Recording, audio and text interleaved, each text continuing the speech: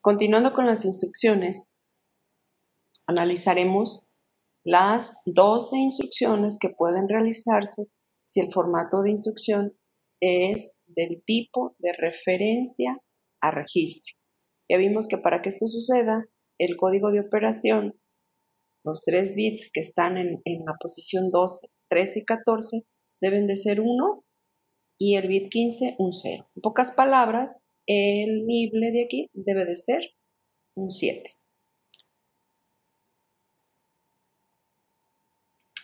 Se dijo que cuando esto sucede, los 12 bits menos significativos ya no representan una dirección, sino el código de operación que se va a realizar con un registro. 12 diferentes operaciones que me representan cada uno de los bits del grupo de los 3 niveles menos significativos. Este 7 nos representa el nivel más significativo, los 4 bits más significativos, los de la izquierda. El 800 es un número en hexadecimal, pero que en realidad nos está diciendo que es 1, 0, 0, 0, 0, 0, 0, 0, o sea, 11 ceros a la derecha. El bit de la posición 11 estaría activo y el resto de los bits estarían en 0. Si yo digo que es el 400, entonces estoy hablando que es el bit 10, el que está activo y el resto en 0. Este sería el 9, el 8, aquí estaría el 7, el 6, el 5, 4, 3, 2, 1 y por último el bit 0 estaría habilitado. Esto nada más lo podemos saber pues haciendo la conversión de hexadecimal a binario. Para la primera configuración, ¿qué operación nos representa?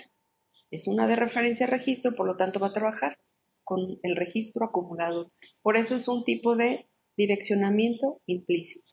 Hay unas que trabaja con el acarreo del algo. Bien, para el código 800 es borrar el acumulador, o sea, poner en ceros el acumulador y se identifica con el mnemotécnico CLA.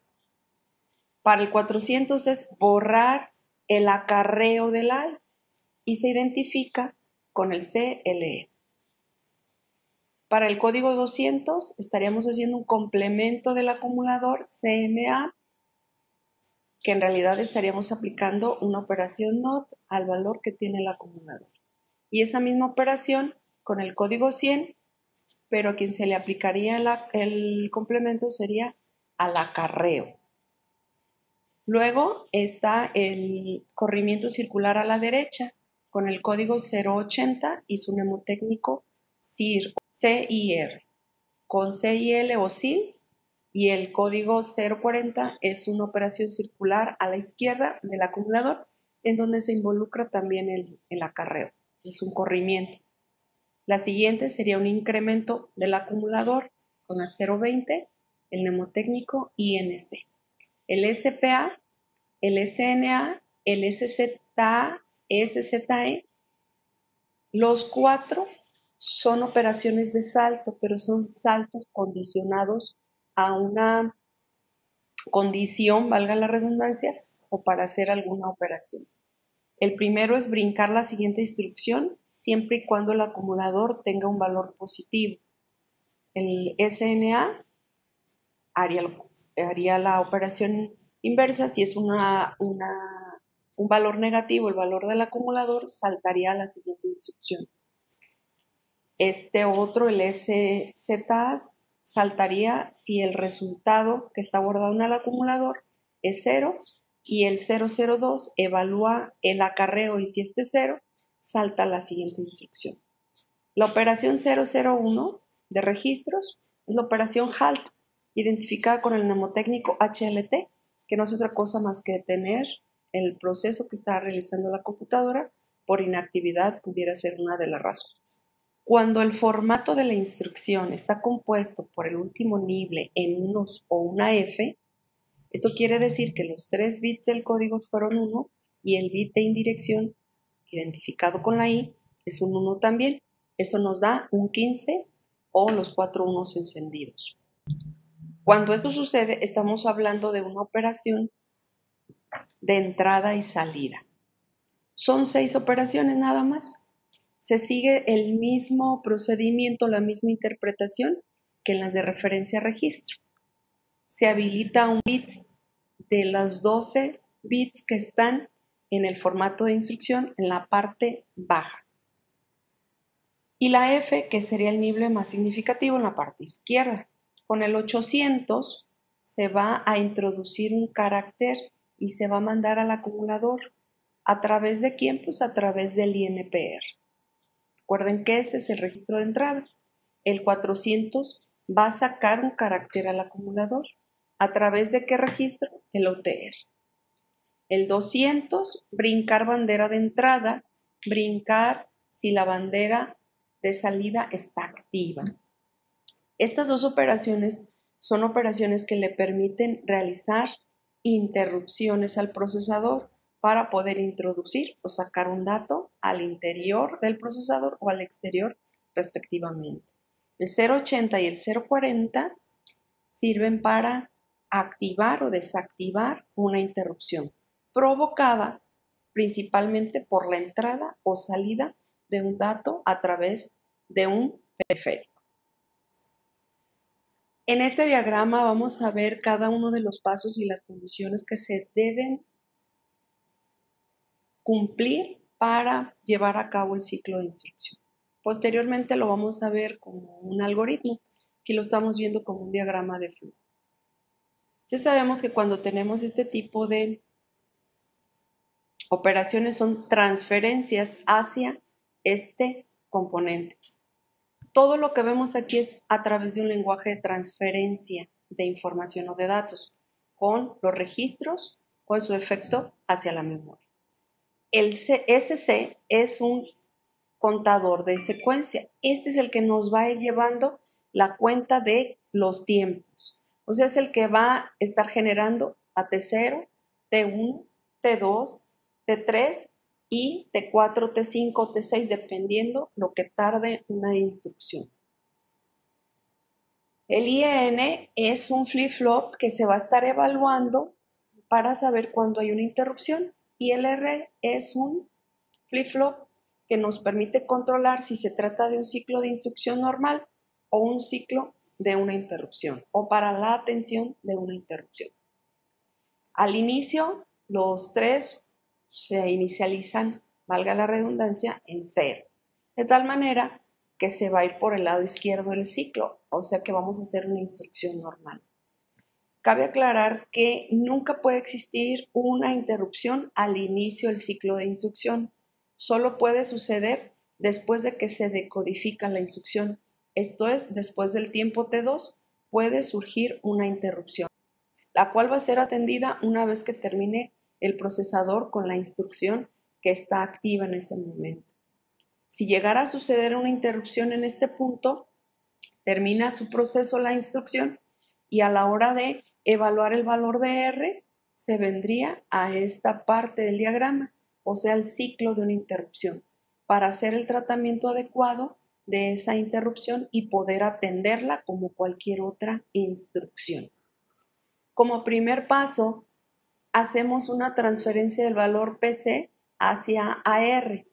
Esto lo hace el procesador para poder apuntar a una posición de memoria. ¿Cuál sería esa posición? La de la instrucción siguiente a ejecutar.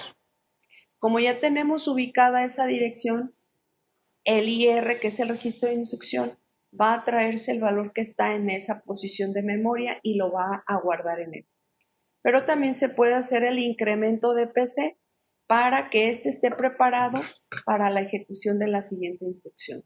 Recuerden que PC tiene la señal de incremento, de tal manera que esa es la razón de que se puedan hacer las dos microoperaciones al mismo tiempo, ya que PC no necesita ir a la ALU a hacer el incremento, porque él lo puede hacer de forma independiente.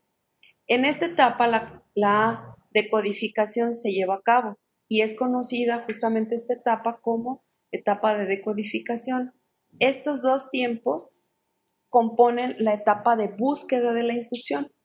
¿Qué es lo que se hace en la decodificación? en esta etapa se separan los bits del registro de instrucción.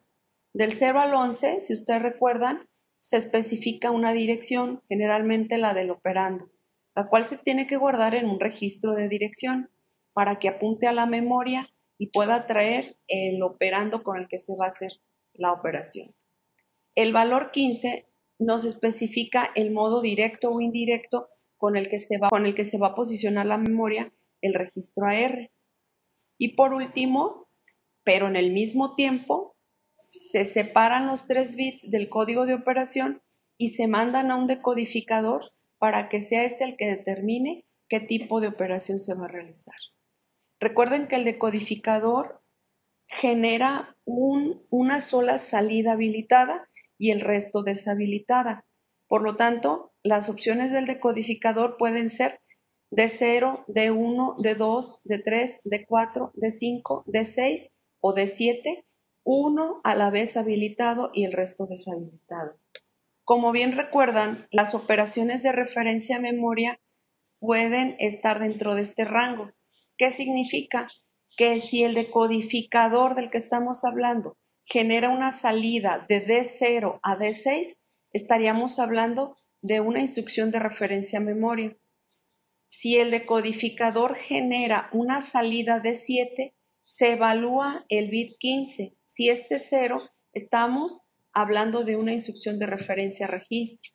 Si el decodificador nos genera un D7, pero un bit 15 igual a 1, estamos hablando de una instrucción de entrada o salida. Es entonces en este tiempo en el que se va a determinar qué tipo de instrucción o operación se va a realizar. Primeramente se evalúa el código. Si el código no es D7, o sea que no es un código 111, entonces se hará una instrucción de referencia a memoria. Para ese caso hay que evaluar si el direccionamiento es directo o indirecto. Y eso lo vamos a saber a través del bit 15 de la misma instrucción, que está guardado en el flip-flop I. Si es un 0, se dice que en el tiempo T3 se va a hacer nada. Aunque pareciera absurdo, hay una instrucción que se llama no operación en ensamblador y sirve para consumir un tiempo sin necesidad de realizar una operación. Pero si la I es igual a 1, entonces se tiene que hacer un doble direccionamiento a la memoria para traerse la dirección efectiva con la que realmente se va a trabajar para traer el operando con el que se va a hacer la operación.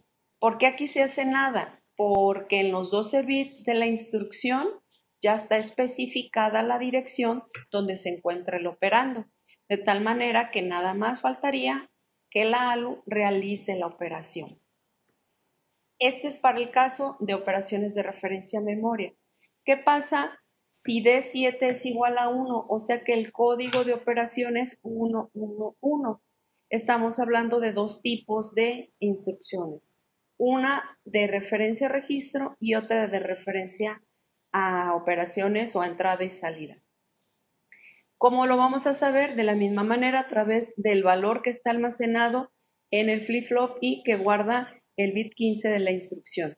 Si este es 0, entonces se va a hacer una operación de referencia a registro. Pero si el valor guardado en el flip-flop es un 1, entonces se hará una instrucción de entrada y salida. Nótese que las operaciones de referencia a registro, como las de entrada y salida, consumen menos tiempo que las de referencia a memoria. Y esto siempre se ha sabido y en programación también lo notamos. ¿Por qué? Porque están trabajando directamente con los registros, de tal manera que no es necesario ir a la memoria a traer ningún dato para hacer la operación. Todos sabemos que cualquier acceso a memoria consume mucho tiempo de procesamiento o de la ejecución de una instrucción. Entonces, cuando ya se llega al punto T3 o al tiempo T3 o cuando ya se hizo la ejecución de la operación, entonces el SC se inicializa en 0 nuevamente, lo cual va a provocar que el ciclo retorne al inicio y vuelva a evaluar qué tipo de instrucción o qué tipo de ciclo se haría. ¿Qué pasaría si en el tiempo T2 sucede una interrupción? R se habilita en 1 y el flip-flop y la bandera IN se pondría en 1 para evitar que se ejecutara otra interrupción. Recuerden que una interrupción no puede interrumpir a otra a no ser que tenga mayores privilegios. Y entonces, si esto sucede, continúa haciendo la operación el procesador, pero cuando retorna acá, el valor de R es 1, que eso significa que hubo una interrupción. Entra esta parte del diagrama de flujo y entonces, ¿qué es lo que va a realizar? El registro R, que es el que guarda una dirección, se va a inicializar con 0. El PC se va a guardar en TR, que es el registro temporal. ¿Por qué se hace esto? Recordemos que PC guarda la dirección de la siguiente instrucción. Si no se guarda o se resguarda, una vez terminada la interrupción, el procesador no sabría en qué instrucción se quedó. Entonces, por eso se tiene que resguardar en este registro. Se resguarda, pero después se va y se almacena en la posición 0. Recuerden, ya hablamos nosotros qué hay en la posición 0 de la memoria. El vector de interrupciones.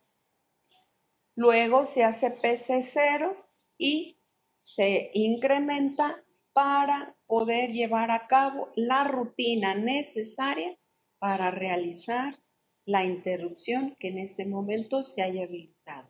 R se tiene que volver a hacer 0 y ese es 0 para retornar ahora a la parte izquierda del ciclo de instrucción. Y así estaría ejecutándose este proceso hasta que la computadora se apaga. En esta tabla podemos encontrar lo expuesto anteriormente, pero ya en una forma de algoritmo, una especie de lenguaje de transferencia para que se pueda entender como secuencia cada uno de los pasos. Nota: interrupción indirecta. Aquí le vamos a poner indirección y aquí le vamos a poner interrupción. Hay un error en el libro, que no se les olvide. Primera etapa, recuperar o buscar la instrucción. ¿Qué se hace? Lo que hay en PC se guarda en AR o se transfiere. Ya veremos qué líneas se habilitan para que esta operación de transferencia se lleve a cabo. Siguiente tiempo, lo que hay en la posición de memoria que tenía guardado AR se manda a IR y se incrementa el valor de PC. Ya explicamos por qué se pueden hacer las dos microoperaciones al mismo tiempo. Siguiente etapa es la decodificación, que en realidad lo único que se hace es separar los 16 bits a la parte que le corresponda para realizar las operaciones.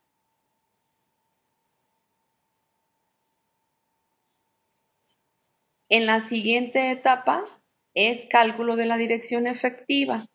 Si es indirecta, dijimos que se hace otra referencia a memoria.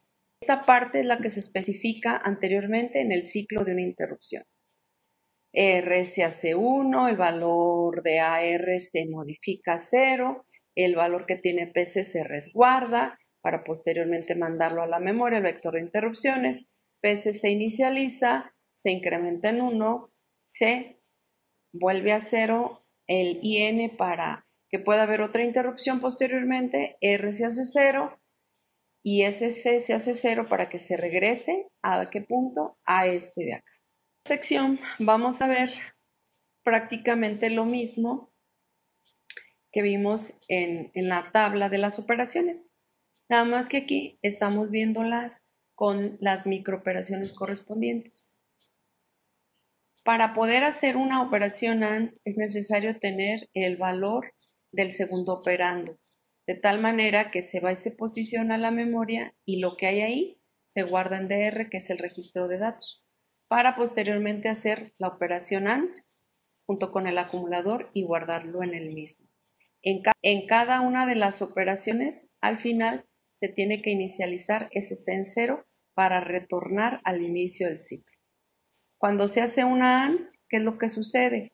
Se lee el operando que está en la memoria, se pasa a DR, se hace la suma, el acarreo, si es que existe, se guarda en el flip-flop E y se inicializa en 0, nuevamente el contador de secuencia, para retornar al inicio del ciclo. Si es una carga al acumulador, se tiene que leer el dato de la memoria y posteriormente lo que queda en DR se manda al acumulador, SC, se inicializa en 0. Si hace un salto incondicional, ¿qué es lo que sucede? Simplemente se va a modificar el valor de PC. Recuerden que PC contiene la dirección de la siguiente instrucción. Se inicializa SC en 0 para retornar al inicio del ciclo. Si fuera un BSA, en el tiempo T4, el valor de PC se almacena en una posición de memoria, se incrementa y luego se la pasa a PC porque este es el que guarda la dirección de la siguiente instrucción para que se ignore la instrucción que supuestamente continuaba. ISC se hace 0. El ISZ es un salto si el valor de DR es igual a 0. Z evalúa primeramente, el ISZ hace un salto si es igual a 0. ¿Qué es lo que hace primeramente? Se lee el dato de la memoria siempre, se guarda en DR, se incrementa el valor de DR. Si el valor de DR es igual a 0, entonces se va a hacer un salto a la secuencia de el proceso que se está realizando. ¿Cómo se provoca este? Incrementando el valor de PC. Y al final siempre SC se hace 0 para retornar al inicio del ciclo de instrucción. Esto es lo que sucede cuando es una operación de referencia a memoria. Cuando es una de referencia a registro, no necesita ir a traer el dato de la memoria el procesador. Son 12 operaciones, ya las mencionamos, están sencillas. Si es CLA, se va a hacer una limpieza del acumulador. Si es CLE, es limpieza del acarreo.